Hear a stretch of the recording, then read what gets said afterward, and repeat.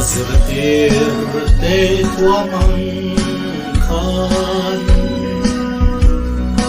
Itarabing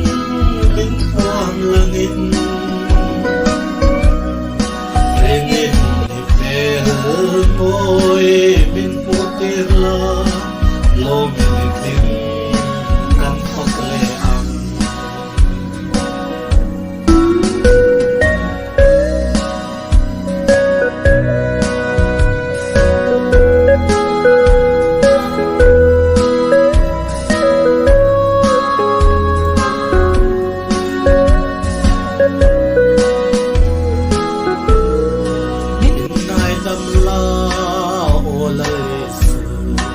Katahilong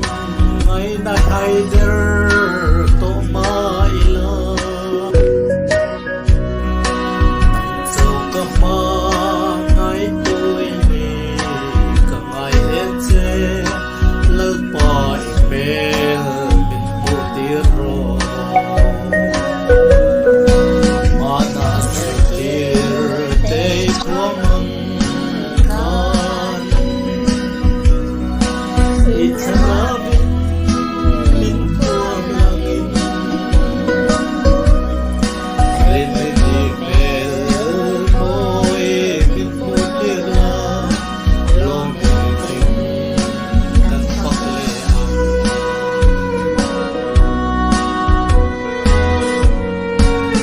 Ramtungting turilang pa Hallelujah, Amen Hero, Hallelujah Ruay suatu